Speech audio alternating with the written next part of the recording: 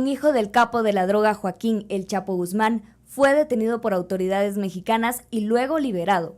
Tras una violenta jornada el jueves, marcada por ataques feroces del crimen organizado, el gobierno de México reconoció el viernes que Ovidio Guzmán fue puesto en libertad para proteger la seguridad de la población en Culiacán, capital del estado de Sinaloa, al noroeste del país. Y tomaron decisiones que yo respaldo, que yo avalo, porque se tornó muy difícil la situación.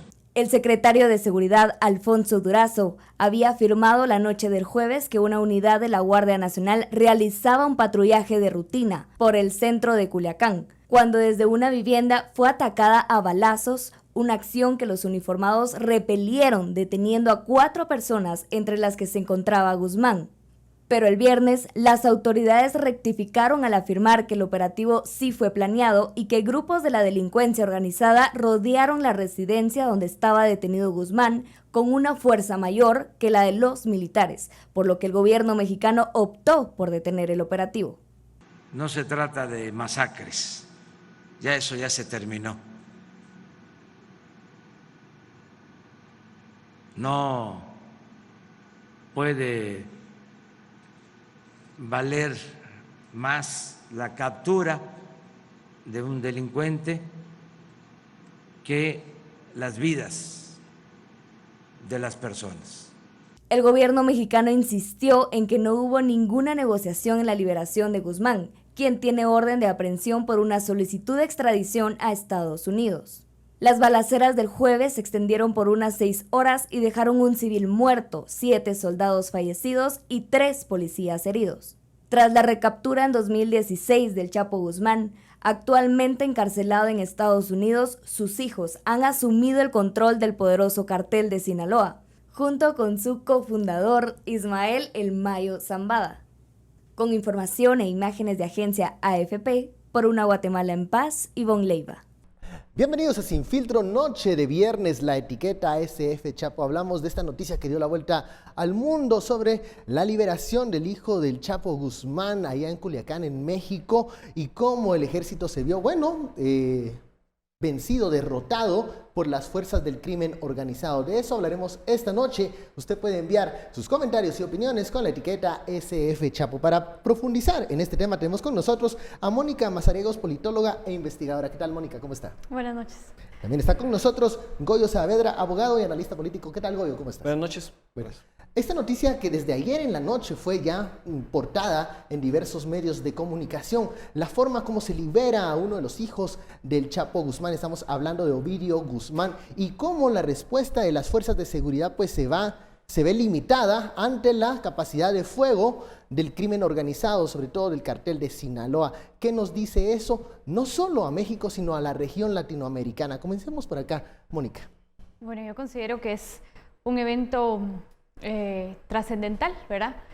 Al respecto de los retos que está presentando el narcotráfico para el sistema de seguridad de los países de la región, y también para mí hace cuestionar cuáles son esas políticas que se tienen al respecto del narcotráfico. Es decir, ¿se está abordando el problema como debería abordarse? ¿Es la guerra contra el narcotráfico la ruta que tienen que tomar los países de la región? ¿O cuáles son los mecanismos más beneficiosos para nuestros países, particularmente considerando que pues, nosotros somos un puente entre la producción y el consumo, ¿verdad?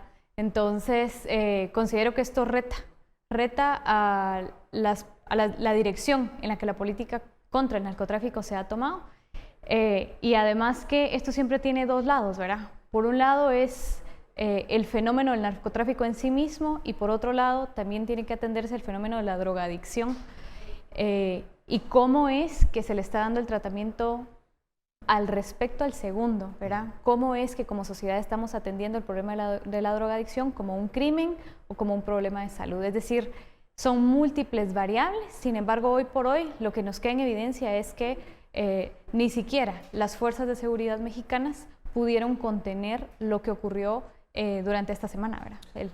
Este operativo que fue con fines de extradición del hijo del Chapo Guzmán, que es solicitado por la justicia norteamericana, bueno, se topó con esta resistencia de parte de las fuerzas del crimen organizado y como resultado, luego de varias horas de intercambio de fuego, pues se libera al hijo del Chapo. ¿Nos hace esto pensar que el Estado sigue siendo un Estado débil para llevar a cabo este tipo de operativos, para llevar a cabo este tipo de operaciones que busca mermar la influencia de los carteles o del crimen organizado? Bueno, yo creo que cualquier Estado que tenga las condiciones de un Estado latinoamericano no va a tener la suficiente contundencia como para hacerle frente a un reto de este tipo, y por eso es que la estrategia y el planteamiento de cómo abordarlo es de múltiples áreas, y hay que entender que no necesariamente tiene que ver únicamente con las capacidades internas de ese Estado, ¿verdad? Porque pensar que lo único que hay que hacer es fortalecer las capacidades de control, las capacidades de la fuerza pública, creo que es insostenible pensando en las condiciones sociales en las que viven estas poblaciones. Y es lo que nosotros ya hemos vivido en Guatemala. O sea, pensar únicamente lo que fue viral de este enfrentamiento, de esta batalla en Culiacán, es un poco lejano pensando que sí, esto ocurrido en Guatemala. Las capturas de grandes capos del narcotráfico en Guatemala han tenido o han requerido operaciones cruzadas de tanto el Ministerio Público, investigaciones de la PNC e inclusive las Fuerzas Armadas para poder dar con estas personas con fines de extradición también. Y lo que han encontrado es una resistencia no solo de fuerza de fuego, que es lo que vimos en los videos, sino también una resistencia de las comunidades, porque hay que entender que el crimen organizado, el narcotráfico especialmente por la cantidad de volumen de dinero que maneja, le encuentra muy fácil permear en la cultura organizacional de una comunidad, y más de una comunidad empobrecida, cuando estos son los resultados sociales de que no ha habido esas políticas de Estado para educación, para salud, que permitan fortalecer, digamos, otro tipo de economías, otro tipo de formas de vida. Y entonces el narcotráfico en estas sociedades permea de forma muy amplia. Lo vemos en México, lo vemos en Colombia también lo vimos, y toda Centroamérica más bien es lo que decía Mónica, un puente entre esa producción y el consumo final que va, digamos, a grandes sociedades, a esas grandes ciudades de Norteamérica. Entonces es un gran reto para nuestros países pensar qué pieza del rompecabezas queremos jugar y cómo queremos jugarla, cómo prevenimos esas soluciones, cómo generamos controles territoriales que sean efectivos para brindar bienestar a la población. Pareciera que en una guerra frontal en contra del narcotráfico, las fuerzas de seguridad, no solo de México, sino también de la región y de nuestro país, llevarían las de perder. Entonces la pregunta, y la hacías, Mónica, al inicio, ¿es una guerra frontal contra el narcotráfico la mejor medida para controlar este flagelo? Esa es la pregunta, justamente, ¿verdad? Esa es la pregunta. Particularmente considero que, justo lo que decía Goyo, de cómo el narcotráfico ha permeado distintas capas sociales, y esto se evidencia en cómo la misma población defiende algunas de estas estructuras, ¿verdad? Ha pasado en Guatemala, en múltiples espacios. También ha permeado, por ejemplo, el sistema de partidos políticos y el sistema político del país. En ese sentido, la pregunta es, ¿realmente queremos seguir manteniendo este sector al margen de la economía, criminalizando y persiguiendo?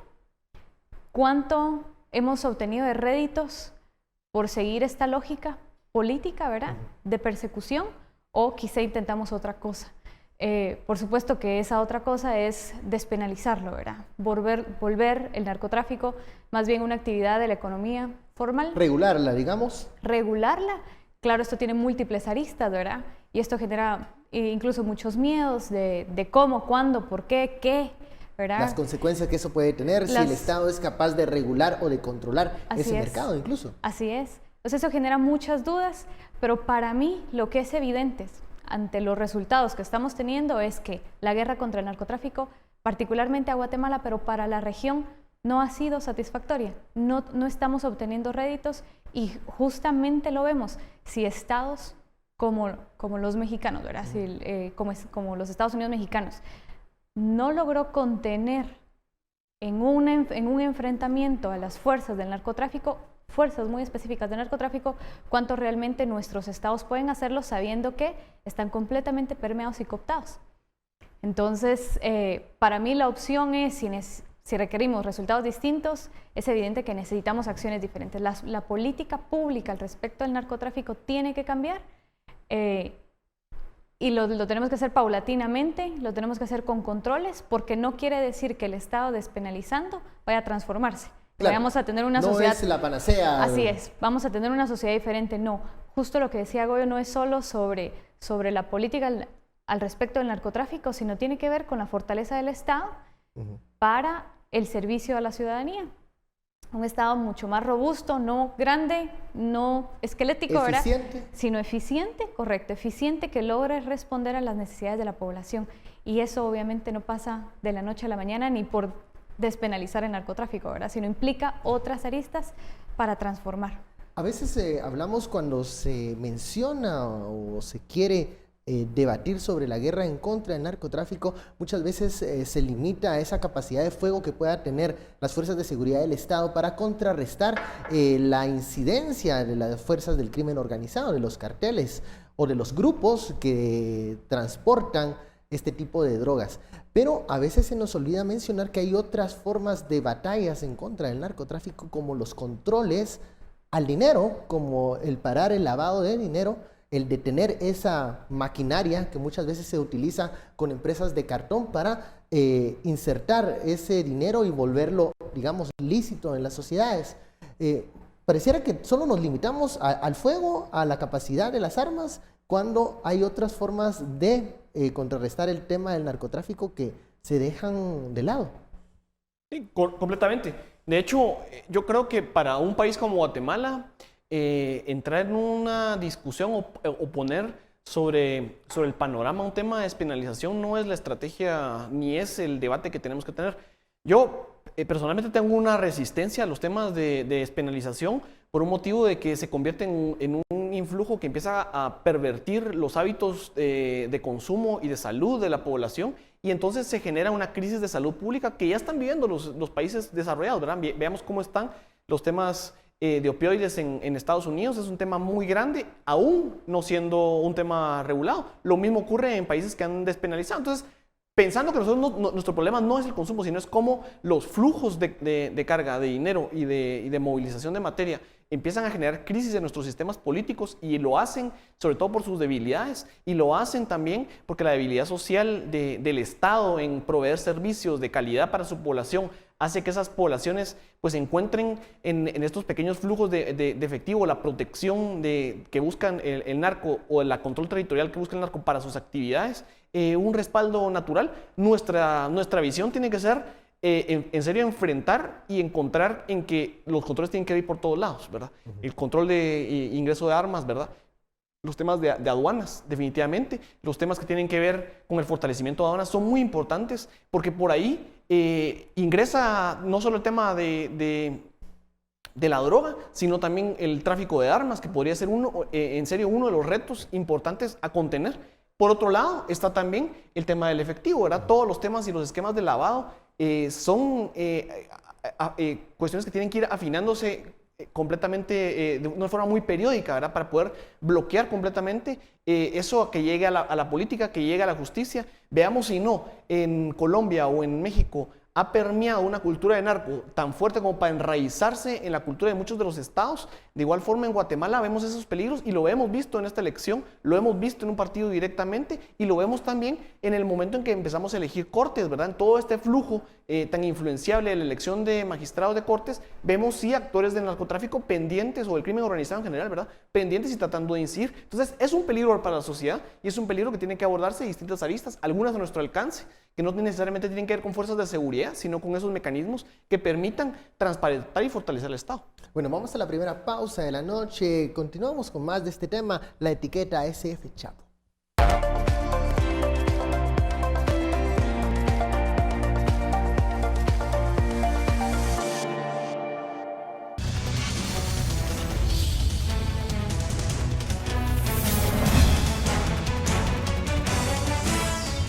Culpable de narcotráfico. Fue la decisión de un jurado estadounidense sobre Tony Hernández, hermano del presidente de Honduras, Juan Orlando Hernández. La decisión fue anunciada este viernes después de 2 semanas de juicio y menos de 2 días de deliberaciones. Juan Antonio Tony Hernández, un exdiputado hondureño de 41 años, recibirá su sentencia durante una audiencia marcada para el 17 de enero de 2020. Según la oficina del fiscal, podría ser condenado a cadena perpetua.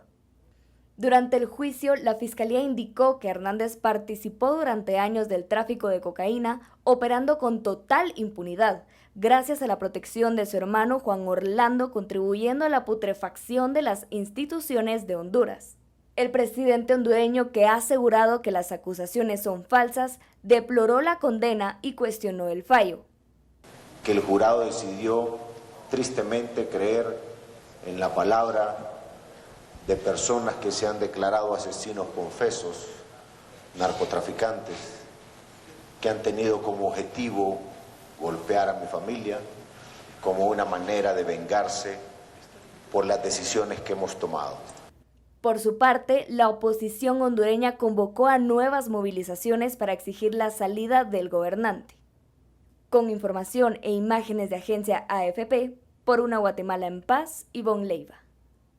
Continuamos en Sin Filtro, la etiqueta SF Chapo. En el bloque anterior hablábamos de las limitantes que tienen muchas veces las fuerzas de seguridad cuando se enfrentan directamente con la capacidad de fuego del crimen organizado. Estamos hablando de los cárteles de la droga. Luego de la noticia de la liberación de Ovidio Guzmán, hijo del Chapo Guzmán, en Culiacán, Sinaloa. ¿Qué está sucediendo y cómo afecta todo esto a la región? También hay otras notas que acaparan titulares, entre esas la del hermano del presidente hondureño, Juan Orlando Hernández, ya señalado por narcotráfico, que nos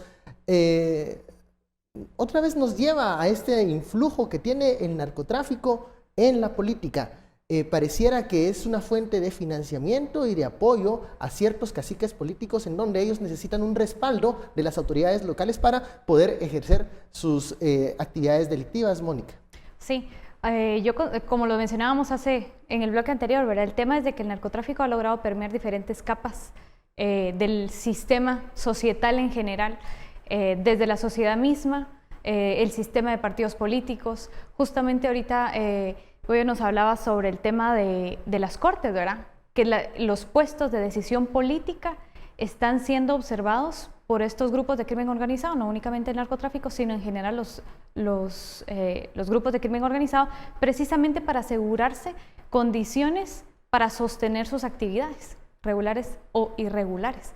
Entonces, al final de cuentas ese es el interés sobre la política, no en sí mismo sobre la política pública que se pueda tener para el fortalecimiento del Estado, sino más bien la política de control para asegurar las actividades que están realizando. Entonces, eso lo vamos a ver desde las políticas municipales, desde las mismas corporaciones municipales y los controles que se tienen. De ahí que vemos que algunas personalidades dentro del narcotráfico llegan a ocupar espacios dentro de las corporaciones municipales en el país. Podríamos incluso pensarlo dentro del mismo Congreso de la República, cuáles son los vínculos específicos en el Ministerio de la Defensa, ¿verdad? Y cuando empezamos a escarbar y escarbar, lo que vemos es de que existe, está allí, indefectiblemente lo estamos encontrando de un momento a otro. Por eso la pregunta sigue siendo cómo sostenemos la política de la guerra contra el narcotráfico, porque no nos está funcionando. Y hay que comprender que son dos cosas diferentes. Una es la política hacia el narcotráfico y otra la política hacia los narcóticos.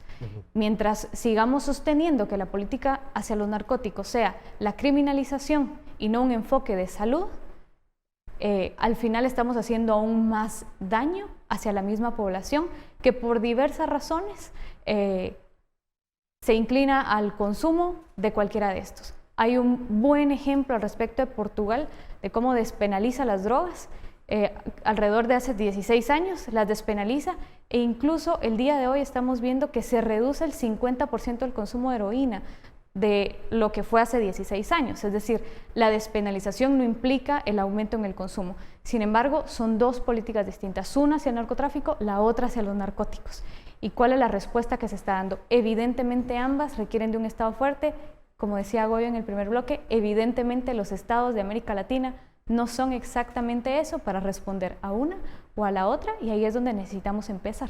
Y el reto de cómo vamos a tener una política en contra del narcotráfico cuando la influencia del narcotráfico permea a la clase política. Lo veíamos en algunos momentos en el poder local, sobre todo en ciertas fronteras, pero ya comenzamos a ver otros ejemplos en donde ya hay diputaciones comprometidas o muy ligadas al crimen organizado, o el tema que fue discutido acá y que sucedió durante este evento electoral con el candidato presidencial de UCN, que pese a esos señalamientos obtiene una buena cantidad de diputados al Congreso de la República y pareciera que no afecta ese tipo de cercanía con el crimen organizado al momento de emitir un voto. Entonces, ¿cómo se puede discutir, debatir una política en contra del narcotráfico cuando el mismo narcotráfico pareciera que está ocupando mayor influencia dentro de la clase política tradicional?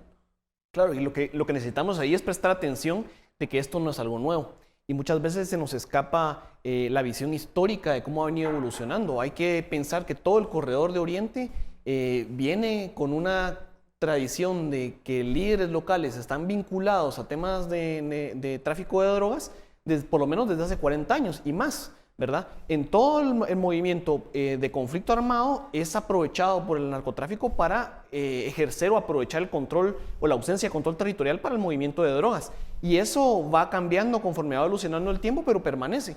Y eso, digamos, es parte de la nota que en este contexto de la liberación del hijo del Chapo en Culiacán, pero también de la condena del hermano de Juan Orlando Hernández en Honduras, ¿verdad? El hermano de Juan Orlando Hernández es condenado en una corte de Nueva York por vinculaciones con temas de narcotráfico, y vemos cómo muchos de los actores que fueron condenados en estos juicios de Nueva York dicen que para la campaña del presidente actual de Honduras se financió por parte del cartel de Sinaloa hasta con $1 millón esa campaña.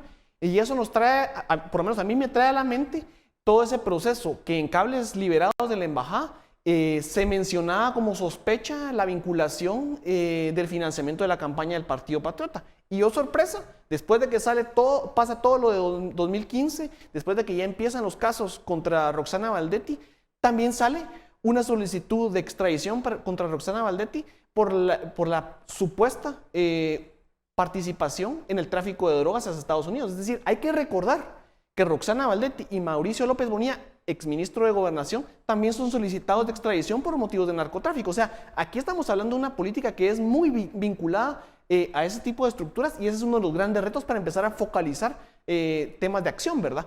Y sí hay que decirlo, no quiere decir que no hayamos tenido grandes momentos o grandes espacios de acción frente a líderes de narcotráfico, aún con las precariedades o con las ausencias de nuestra política de seguridad. Hay que recordar que al Chapo Guzmán, la primera vez que se le captura en un operativo guiado en Guatemala. Hay que recordar que Arnoldo Vargas, que ya regresó, digamos, fue extraditado en un momento en donde se pensaba que podría haber sido intocable. Y hay que recordar también que durante la gestión de Claudia Paz y Paz, la vinculación y la acción de distintas instituciones de seguridad del Estado, articulada y bien formada, permitió la captura de líderes de narcotráfico, ¿verdad? Entonces hay que pensar que todo esto lo que necesita es acción contundente de las capacidades con las que nos encontramos, y progresivamente ir volviendo casi que un espacio de atención y de focalización para evitar que lo económico del narcotráfico siga inmiscuyéndose en la política, y lo que ya está, cómo combatirlo, ¿verdad? Es una lucha, digamos, que lleva tiempo, pero que importa y es necesaria de revertir, porque el narcotráfico, como cualquier forma de crimen organizado, captura y empieza a bloquear la posibilidad de una realización de los fines del Estado, que es el bien común, ¿verdad? O sea, lo que le interesa es evadir la posibilidad de justicia, evadir la posibilidad de que se impida o se choque con sus negocios, ¿verdad? Muchas veces se ha discutido incluso acá en este foro que el narcotráfico no busca el poder en sí, sino que busca la complicidad o la ayuda para poder ellos realizar sus actividades delictivas. No es que quieran los focos de atención el tema del narcotráfico, sino busca esta complicidad de las autoridades locales para poder actuar con impunidad y poder llevar a cabo los actos delictivos que ellos realizan. Hay una pregunta que siempre queda en el aire y se la quiero hacer a Goyo. Menciona Mónica que hay que abordar la lucha contra el narcotráfico de una manera aparte con el tema del tratamiento a los narcóticos, cómo se habla o cómo se discute sobre las drogas, con dos visiones que han chocado muchas veces: la criminalización de aquellas personas que utilizan estas drogas y un enfoque de salud. ¿Puede el Estado guatemalteco comenzar a debatir con un enfoque de salud el tema de los narcóticos? Sí, Irving, yo no digo que eso no tenga que discutirse o plantearse. Primero, lo que habría que pensar es cómo fortalecemos un sistema universal de salud pública en Guatemala. O sea, ese es nuestro primer paso. ¿Por qué? Porque nuestros índices de consumo en tema de drogas no son altos. O sea, este es un debate respecto de la lucha de narcóticos y el dinero, digamos, de narcotráfico ilícito, las acciones transnacionales de narcotráfico, con los temas de salud pública, son debates urgentes en las poblaciones de alto consumo, ¿sí? Mientras nuestros vecinos de Norteamérica, o sea, tanto México, Estados Unidos como Canadá, que son, digamos, pero con mayor énfasis algunas de las poblaciones de Estados Unidos, no debatan a fondo estos planteamientos que hace Mónica, es difícil para nosotros pensar que eso es un aliciente, ¿verdad? O que eso contrarresta en alguna medida la violencia, el flujo de efectivo de lavado de dinero, etcétera, que vendrá nuevamente como un problema en nuestros países. Tomemos las acciones que tengamos que tomar. Entonces, yo pensaría que sí es importante de pensarlo en un panorama de mediano plazo. No son las acciones urgentes, no las veo como un tema álgido en nuestra batalla o en nuestra lucha, porque en verdad que este es un enfoque que debería de forzarse o de buscarse y de plantearse en los países de alto consumo, es decir, los países consumidores. Son estos los que podrían variar un tema de lucha contra el narcotráfico para buscar un tema de salud pública que reoriente las capacidades de ese Estado. Pero aquí en Guatemala no lo veo como... Nuestro debate entonces debería centrarse más, no tanto en el consumo, sino en el tránsito o la utilización del territorio nacional de los diferentes grupos que transportan esta droga, donde se consume, que es mayoritariamente en Estados Unidos. En Estados Unidos. Sí, yo creo que lastimosamente ya no estamos en un mundo en el que podamos elegir qué problema abordamos primero, sino tenemos múltiples problemas de forma simultánea. Entonces, una cosa no impide la otra. Aunque no sea, aunque en el país no tengamos índices de consumo como los tiene Estados Unidos, no significa que no exista el problema y que de alguna u otra forma desde el Ministerio de Salud no se puedan fortalecer, implementar o crear políticas que apoyen el tratamiento y también de alguna forma la sensibilización hacia la no criminalización de las personas que lo utilizan. Punto número 1. Punto número 2.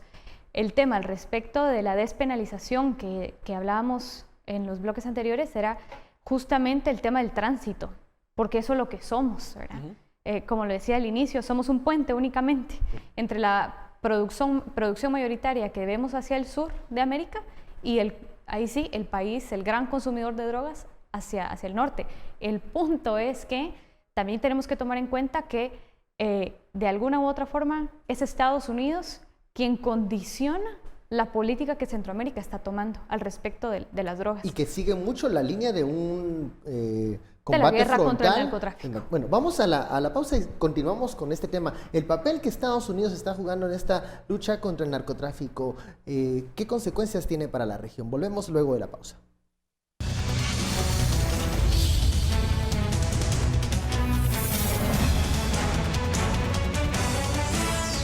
Regresamos a Sin Filtro, la etiqueta de la noche SF Chapo. Estamos hablando sobre las consecuencias que tiene la política de la lucha contra el narcotráfico que lleva a cabo la región, y un elemento que hay que analizar y hay que tomar muy en cuenta es Estados Unidos. La política que muchas veces condiciona la Unión Americana va en la línea de una guerra frontal en contra del narcotráfico, pero ¿pueden nuestros países llevar adelante esa guerra? ¿Debería de tener otro tipo de papel Estados Unidos en este combate al narcotráfico por ser ellos uno de los mayores consumidores? Mónica, comenzamos contigo, que te había interrumpido. Sí, pues justamente lo que estábamos mencionando, ¿verdad? Es de que al final Estados Unidos condiciona la política al respecto del narcotráfico de los países de la región, y ya vemos lo que ocurre cuando los países de la región no responden acorde a los estándares de Estados Unidos, ¿verdad? Empiezan a cortar la ayuda y empieza a haber este desorden que de alguna u otra forma hubo estos últimos meses en los que se cortó la ayuda de Estados Unidos, y que siempre vemos que es periódico, es decir, esto pasa, corta la ayuda, pasan un par de meses, luego la restablecen. Sin embargo, en el ínterin hay una serie de caos. Entonces, el tema es de que Estados Unidos condicionando no nos va a permitir. Hay una cuestión de poder y de hegemonía al respecto en la región que ni Guatemala, ni El Salvador, ni Honduras. El ejemplo que tenemos más reciente es cuando Otto Pérez Molina promueven aquella cumbre para Centroamérica. Cambiar un poco el discurso y el abordaje del tema del narcotráfico. Y justamente la propuesta en aquel momento, si no recuerdo mal, era la despenalización del tránsito en el país. Hay que pensar que al final de cuentas el narcotráfico es una actividad económica en el país, como lo es el alcohol y como lo es el tabaco.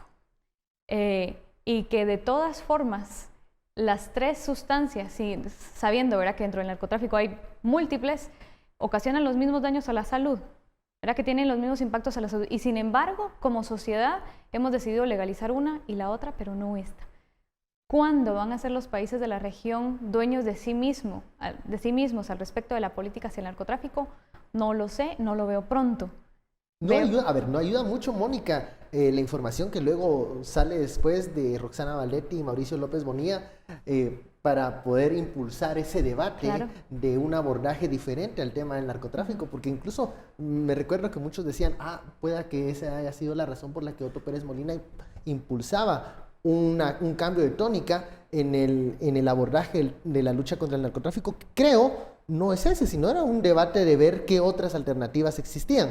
Ahora, sí estamos en contra, o tenemos muchos factores en contra, los países de la región, de abordar el tema de la lucha del narcotráfico diferente a la línea que muchas veces condiciona a Estados Unidos. Sí, definitivamente, y es un gran reto. O sea, yo pienso que en las perspectivas de lo que tenemos, hay sí una necesidad de actualizar y de encontrar las capacidades, o sea, de focalizar las capacidades para estos marcos de acción. Lo que los últimos casos, más bien lo que los casos de los últimos años nos han permitido identificar, por ejemplo, el caso de Chico Dólar, son más que tenebrosos al desnudar, digamos, la facilidad con que es posible vincularse a altos funcionarios de los distintos estratos para evitar, digamos, los controles institucionales que se piensen, ¿verdad? En el caso de Chico Dólar era para el control del efectivo, pero vemos en las declaraciones que están vinculadas a la solicitud del tema de Mauricio López Bonilla, que lo que se sospecha es que había movilización directa utilizando recursos estatales, ¿verdad? Autopatrullas, el tema de las ambulancias en el sistema de salud también se ha comentado en otros espacios. Y eso es lo peligroso, ¿verdad? Pensar que en un espacio en donde la región o el ámbito geopolítico condiciona distintos tipos de aristas y distintos tipos de política, nosotros nos quedamos en los debates intermedios sin fortalecer las capacidades del Estado, sin solventar, digamos, algunas de las necesidades más urgentes. Lo que termina haciendo es favoreciendo que después de un narco viene otro, ¿verdad? Después de un hombre fuerte se suplanta por otro y los controles territoriales siguen en disputa, pero sin la posibilidad de avanzar en este debate, avanzar en esta situación. Y así como fue este rescate del hijo del Chapo, que no nos sospeche que haya pues espacios completamente arrinconados o protegidos con armas de grueso calibre en el occidente de nuestro país pronto, ¿verdad? Si no es que ya lo están. Entonces, ese tipo de temas sí son urgentes de pensarse, sí son urgentes de replantearse, y si es con un tema de despenalización, yo creo que necesita un abordaje mucho más global que pensarlo únicamente con noción a nuestro propio territorio. Ahora, si es de una intervención pública de gran escala y de distintas aristas, ahí sí creo que hay mucho por hacer y que hemos tenido logros en el pasado muy focalizados y que deberíamos de intentar por ampliarlos, digamos, de una forma mucho más integral. Cuando se habla de extradición de algunos de los principales cabecillas de estos grupos que transportan droga hacia Estados Unidos, poco se habla de lo que mencionabas, Goyo, qué está sucediendo con el resto de las estructuras, porque muchas veces la noticia central es este cabecilla, el patriarca que es solicitado por Estados Unidos, pero ¿qué pasa con esos espacios vacíos que deja ese líder en el crimen organizado? Muchas veces se suplanta, muchas veces llega a ser ocupado por otro familiar o otro grupo cercano.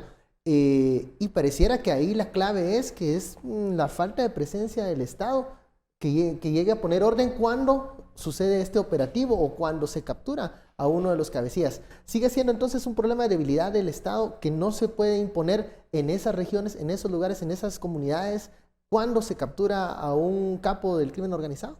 Yo creo que sí, y otra vez lo vuelvo a poner en dos dimensiones. Primero, el Estado, al momento de intervenir como fuerza pública, como en su función de generar un orden público, digamos, contundente de control territorial, esa es una acción del Estado. Y la otra es cómo generar las ventajas o los beneficios del desarrollo social y económico, que es la expectativa de la función del Estado. Entonces, mientras tenemos una población que en su más del 60% vive en condiciones de pobreza, es difícil de venir a hablar de prevención cuando en realidad viene un capo del crimen organizado, ya sea el narcotráfico o otro tipo de espacios, que empieza a generarse como el bienhechor en la comunidad, el que regala, el que da, el que hace que las cuestiones prosperen en teoría. Es difícil, digamos, venderle a la población la idea de que eso está mal, ¿verdad? Entonces se empieza a idealizar dentro de esa misma sociedad. Ahora, lo que sí tenemos por completo es un retraso en la evolución de los mecanismos de persecución del crimen organizado. Y tenemos un retraso porque, aunque en los últimos 10 años, en la era, digamos, de Sisi, que se fortaleció algunas de las acciones, algunos de los mecanismos legales para la persecución de crimen organizado, esto necesita todavía rebustecerse y madurar mucho en la posibilidad de tener un control o una fiscalía que utilice mecanismos mucho más diversos para darle ese seguimiento y pensar que suplantando o extrayendo al líder, ese mecanismo va a desaparecer. No es cierto, ¿verdad?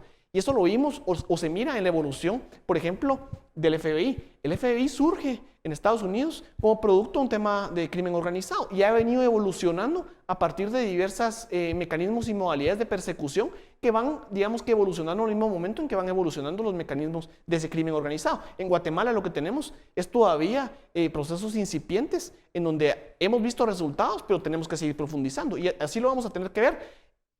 Y para cerrar, digamos, esta intervención, pensar también que lo que pasó con el Chapo Guzmán, o sea, al Chapo, cuando lo detenían, igual todo el control de su cartel seguía alrededor de él. Lo mismo que pasaba en Colombia con los narcos. Una cosa es que estén capturados o en prisión y otra cosa es que desaparezca su liderazgo. Aquí en Guatemala lo veríamos en estructuras de crimen organizado como lo tema de las extorsiones. Las extorsiones se siguen dando desde la cárcel, ¿verdad? Entonces, esos son grandes problemas a los que la institucionalidad tiene que irles dando respuesta, fortaleciéndose.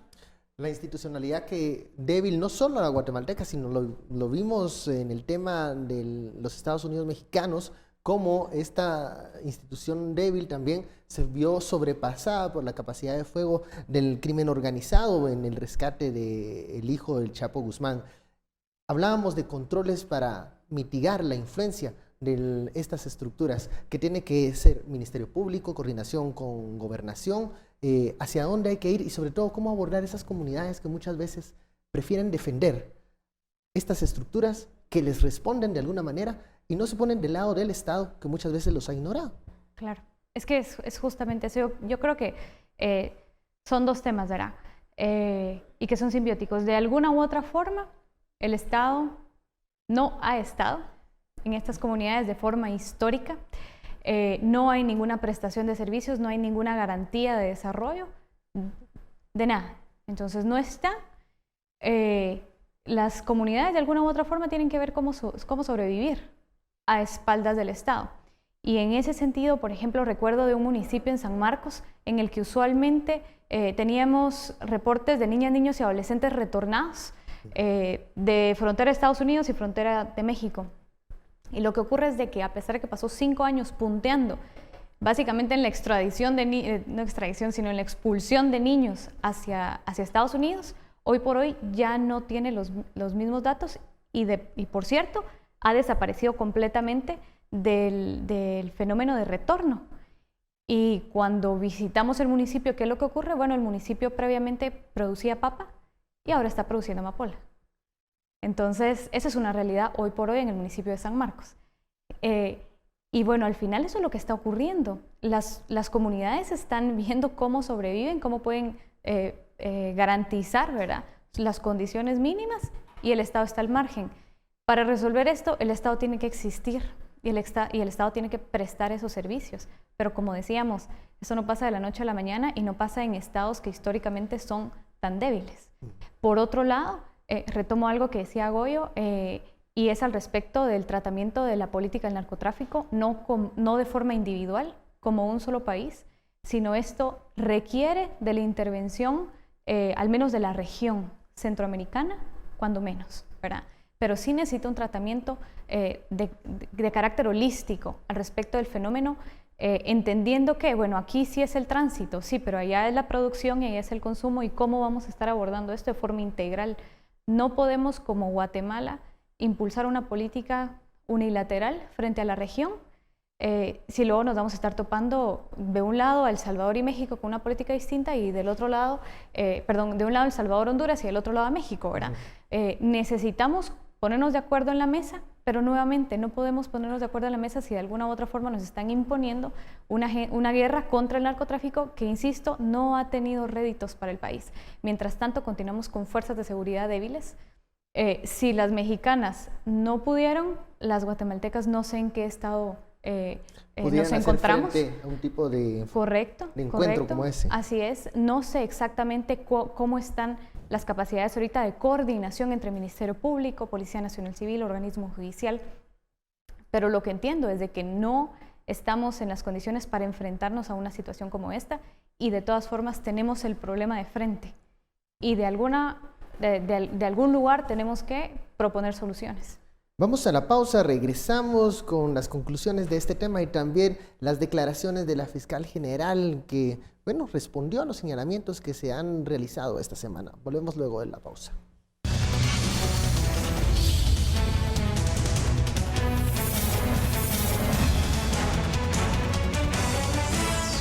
Continuamos en Sin Filtro, la etiqueta SF Chapo. Vamos al espacio de las conclusiones. Una pregunta que les quiero hacer antes de cerrar este tema. ¿Cómo queda la presidencia de Andrés Manuel López Obrador ante esta decisión de liberar al hijo de Chapo Guzmán? Algunos califican eso como una medida impopular que incluso le puede costar un desgaste a la gestión del presidente AMLO en México. Una decisión difícil, liberar o no al hijo del Chapo Guzmán, que era solicitado por un proceso de extradición de Estados Unidos. Él ha dicho, el presidente Andrés Manuel López Obrador, que esto lo hizo para salvaguardar vidas, pero sin embargo, algunos mencionan, puede convertirse en un desgaste para su presidencia. Sí, definitivamente ahí es estar entre la espada y la pared, porque el tema de pensar que en ese tipo de respuesta, un operativo de ese tamaño y echándose para atrás y genere un precedente que más bien haga que las fuerzas del narcotráfico pues, se envalentonen, ¿verdad? Y se empoderan, claro. Es un grave riesgo, digamos, en términos de seguridad.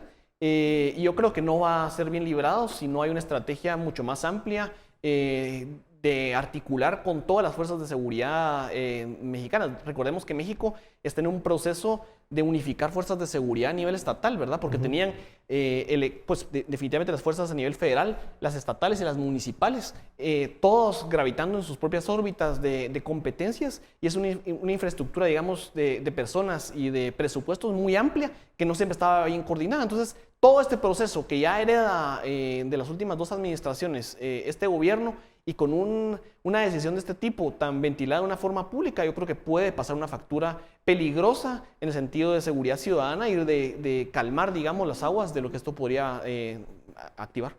¿Cómo queda la presidencia de Andrés Manuel con esta decisión, la liberación del hijo del Chapo Guzmán? Definitivamente yo creo que queda en una posición difícil, y se evidencia la debilidad estatal frente al crimen organizado. También creo que ante una situación como esta es difícil cualquiera de las dos decisiones, porque por el otro lado, si hubieran continuado, ¿cuántas personas más hubieran fallecido? ¿Cuántas personas más estuvieran heridas? Es decir, es un momento decisivo, y pues en este momento el presidente de México tomó esta decisión. Me recuerda mucho también, por ejemplo, al tema de negociar con las pandillas en El Salvador. Y cómo al final, por un lado decían, hacerlo está disminuyendo la tasa de homicidios, ¿verdad? Y se sostuvo una tasa de homicidios baja por algún tiempo, hasta que deciden ya no más. Ya no más se atrevan. Pero hacerlo también era validar al interlocutor, y por eso fue la controversia. Correcto, pero acá el tema yo considero que nos vuelve un punto central de la discusión, y es que mientras sigamos atendiendo la droga y sus problemas alrededor de una forma tradicional, no vamos a avanzar.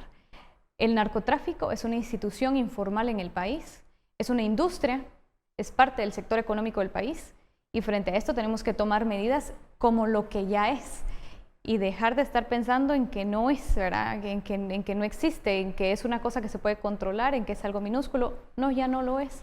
Yo lo considero como una industria. En este momento al margen de la economía formal, pero que para su abordaje, ahí está. Exactamente, existe y tiene sus efectos y está teniendo sus impactos, y mientras lo mantengamos al margen, escondido, sigue operando de la forma en la que lo hemos visto al respecto de lograr los vínculos con la sociedad a su alrededor, que se ve beneficiada porque presta los servicios que en su momento el Estado no lo da, porque está filtrándose en los partidos políticos financiamiento o las mismas personas, porque se está filtrando en el sistema político. Entonces, no existen, pero ahí está. ¿Y cómo lo empezamos a abordar? Como algo que existe, como una institución que está ahí, como un sector de la economía que, como les decía hace un momento, está haciendo que menos niños estén, quizá, ¿verdad? Quizá esté haciendo que menos niños estén yéndose hacia Estados Unidos porque están obteniendo recursos económicos en su comunidad. Entonces, no digo que sea bueno, ¿verdad? No digo que hacia ahí tenga que ir la política económica del país, solo digo que existe y algo distinto se tiene que hacer, porque la política contra el narcotráfico no nos ha dejado réditos. Bueno, finalizando ese tema, vamos con el segundo de la noche. Rápidamente veamos la nota de las declaraciones de la fiscal general Consuelo Porras respecto a diversos temas, señalamientos y también decisiones que tomó en el MP este día. Veamos. Denuncia que se podrá interponer en contra del señor exfiscal.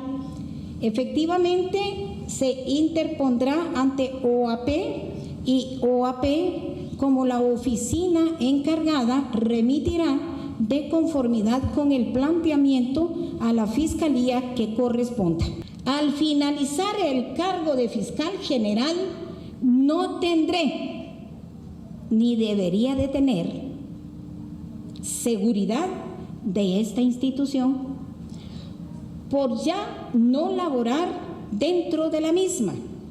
Por tal razón, ya procedí a derogar los acuerdos internos emitidos con anterioridad a mi gestión en este tema.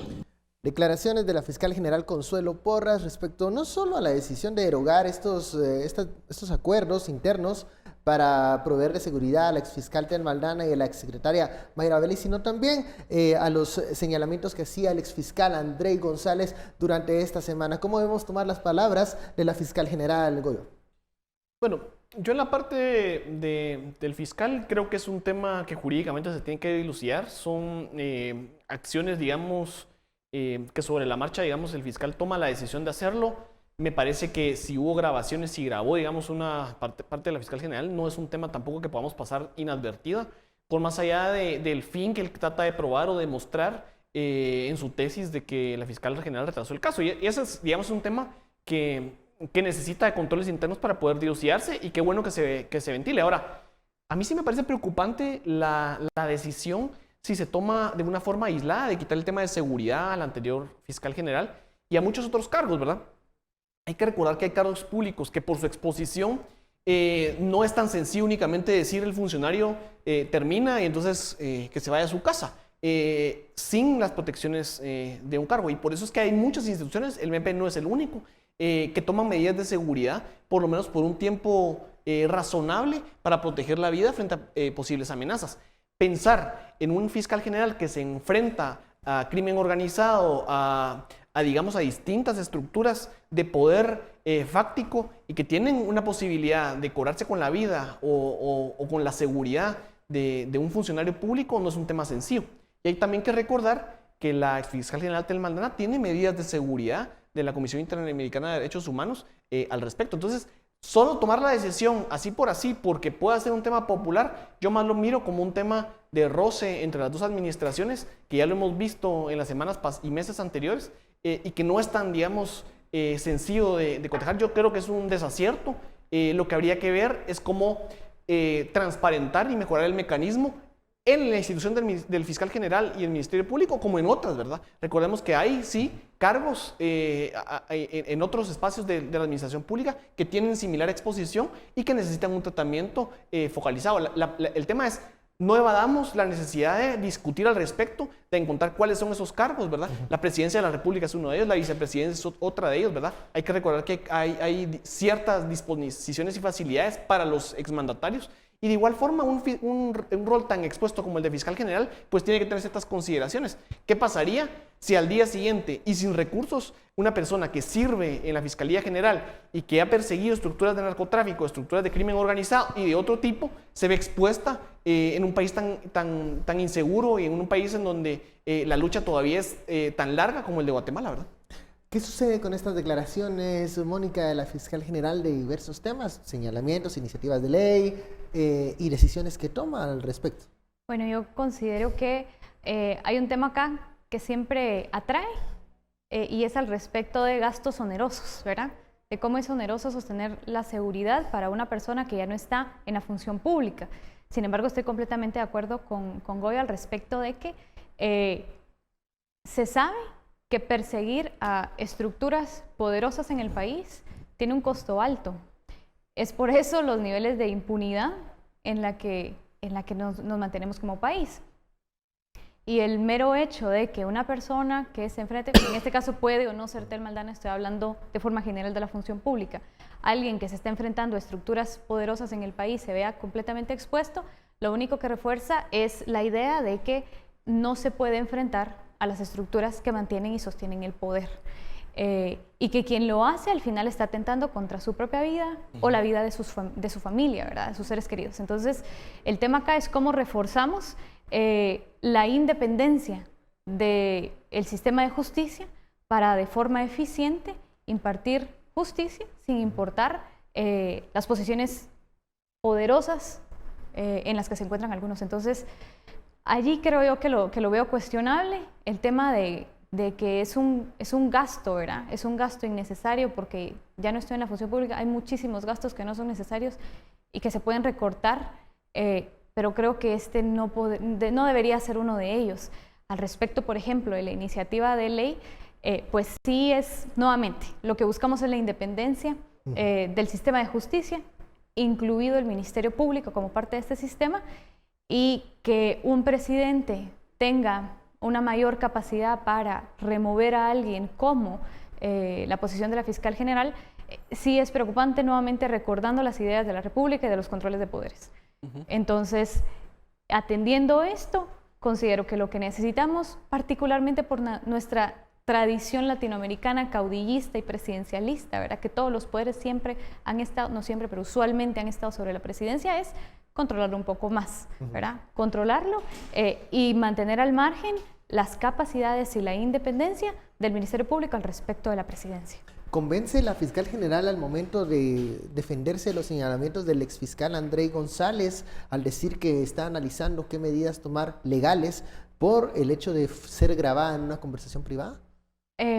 Pues yo creo que eso va a tener que dilucidarse en juicio. Sin embargo, sí considero que para la población en Guatemala todo este proceso electoral fue confuso y opaco, ¿verdad? No hubieron decisiones oportunas, no solo del Ministerio Público, sino yo siempre recuerdo, por ejemplo, que no hubieron decisiones oportunas al respecto de la Corte de Constitucionalidad, y esto nos llevó a un periodo de crisis que hasta el último momento no sabíamos cómo iba a estar la papeleta.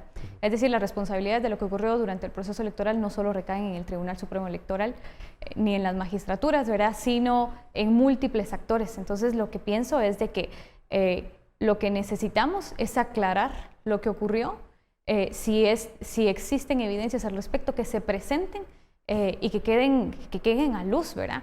Y pues ya la justicia nos irá orientando al respecto del tema. Creo que sí es una acusación seria, creo que es algo grave, ¿verdad? Que se retrase en el margen del tiempo en el que estamos, las implicaciones que pudo haber tenido para el proceso electoral, eso pienso que sí es grave y que se necesita con urgencia aclararlo. Bueno, veremos qué sucede en ese tema y cómo se desarrolla más adelante, qué decisión toma la fiscal general, de qué acciones legales va a tomar en torno a las declaraciones, señalamientos y denuncias del ex fiscal Andrei González. Muchísimas gracias, Goyo, Mónica, por este análisis. A usted muchas gracias por su sintonía y preferencia. Esto fue Sin Filtro. Feliz noche, nos vemos el lunes.